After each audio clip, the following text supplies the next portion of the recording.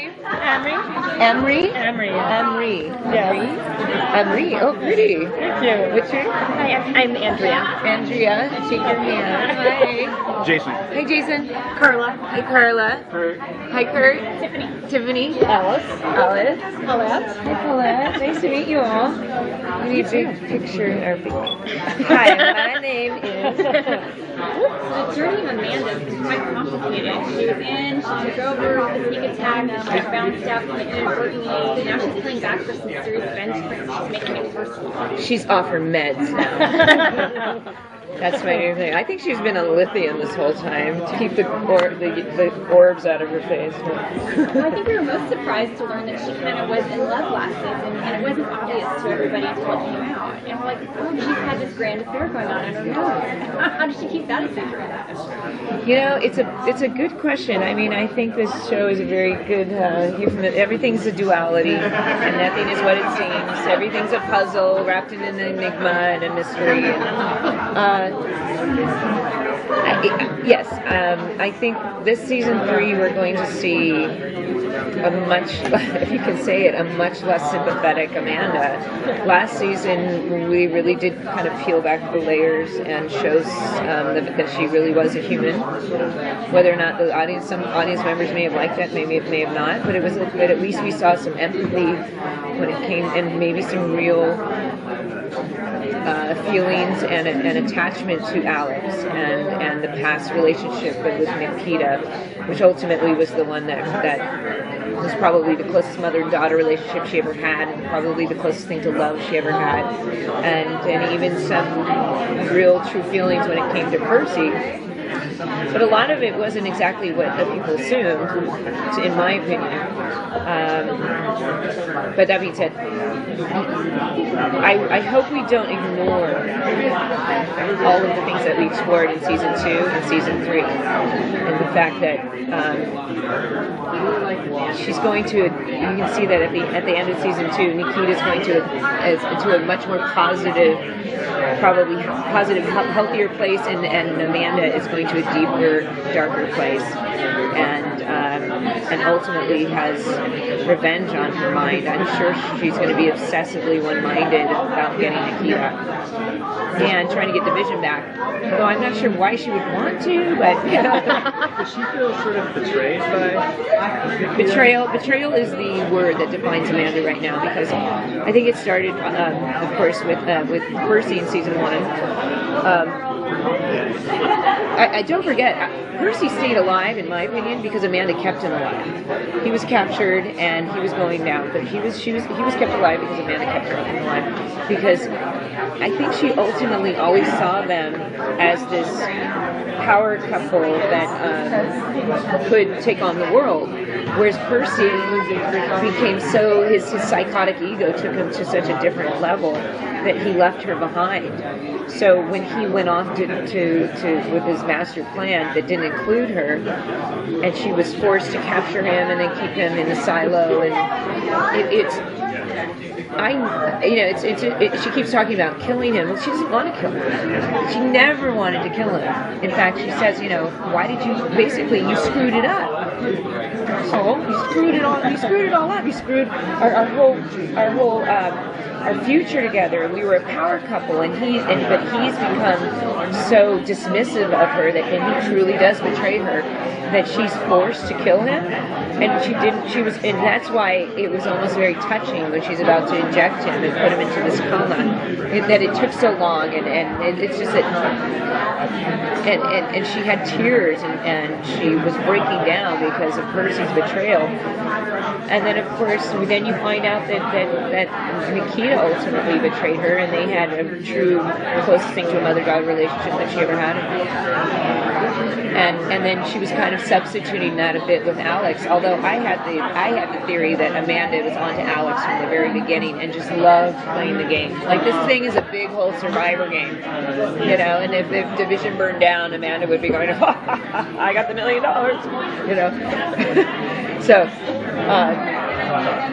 But going back to the Ari thing, I'm questioning. I approached it as if it was a real relationship with love and affection, but now I'm not so sure because at the end, it's almost like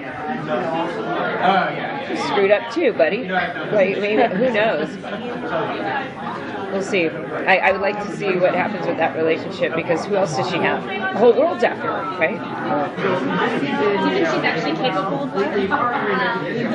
In her own messed up, I think human beings, she's still a human being, so it's, of course. She seems to view it and utilize it as a tool. Like love is something that's just a way to get what you want, and it's not for real relationship.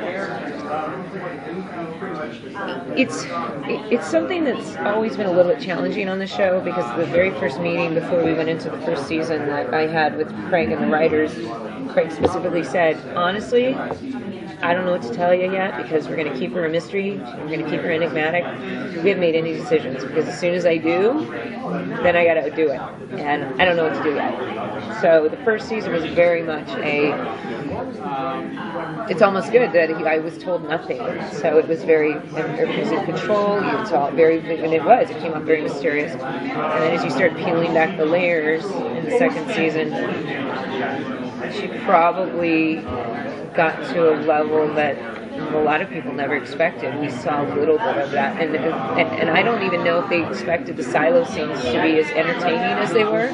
Basically, a whole season of him being in that room, and what I'm always proud of saying, I don't think we blocked it.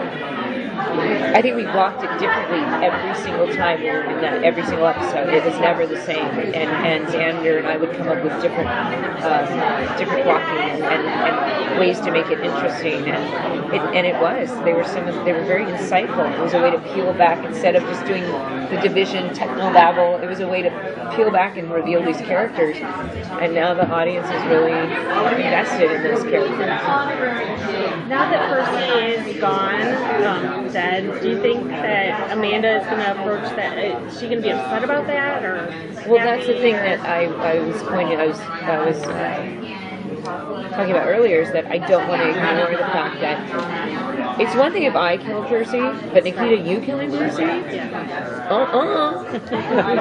You are gonna pay. I think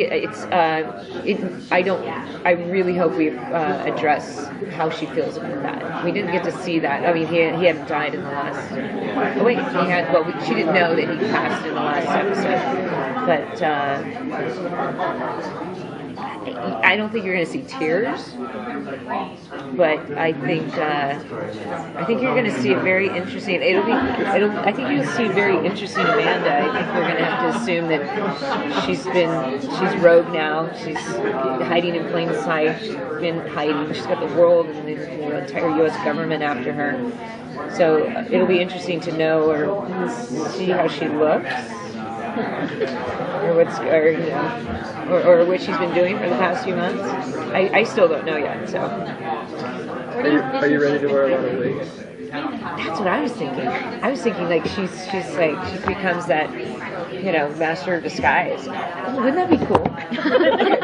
Wouldn't that be cool? And it's like the opening of Mission Impossible, and it's like one guy, and then she goes, dun, dun, dun, dun, dun, right? Come on, I gotta write these things down.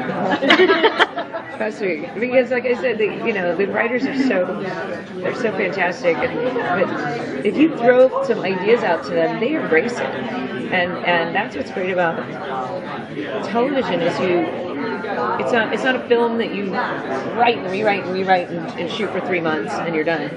It's the longevity of a show, the potential for a show to go 3, 4, 5, 6, 7, 8 years. And they have to come up with things that are and sometimes the fourth season is the best season. It depends on, and it's all the writers. It's a writer's medium, and just so they're very open to our suggestions and the collaboration. The scenes between Percy and I talking about I know you thought this was a relationship, and then the way you spoke to me, that came out of a conversation that Xander and I were having, and the writer overheard us discussing, and then we got into a big discussion about their past and what we thought.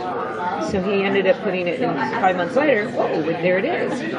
So it's these writers, they really need to be inspired, and it's really great when we can give them that, because they have so much to do with the technical story and about getting through, but when it comes to these little nuances, and it's my job to inspire them and to do something that they've never seen. I'm always trying to inject humor, but not for ha-ha's sake, but, checking her hair while she's dying, or doing, whatever, something Amanda would do. Do you think she had a contingency plan so like she could like hit the ground when these things kind of fall apart? I think that's the thing of this show's all. I think you should always assume chess moves are being made off the board before, without anything being seen. Whatever you're not seeing, stuff's going on. Just like the world around us right now, stuff's going on. And contingency plans, absolutely. In just when her last contingency plan might fail, she's got something else in mind. I'm a fan too, so I can't wait to see what she's been doing. Working the street. Who knows? Are you going to be in every episode? I will not be in every episode. No. It's I think correctly so, creatively, they really want to. It's difficult to focus on one bad guy for an entire season, and I think they're going to explore other bad guys that are in the world, because there's a lot of monsters out there. Apparently, Will she be hooking up though with some sort of bad guy network? Pardon? Will she be kind of hooking up with the bad guy network? The Bad Guy Network. Trying to get her revenge by hiring other people or teaming up. It'll be interesting to see if she can recruit her own crew. The Wicked Witch of the West, of the East. I'll get you, my pretty. I mean, yeah, she's right. She could have her little flock of flying monkeys. Right? That would be good. I'm going to go to Craig right now. Okay, thanks, you guys. Thank you.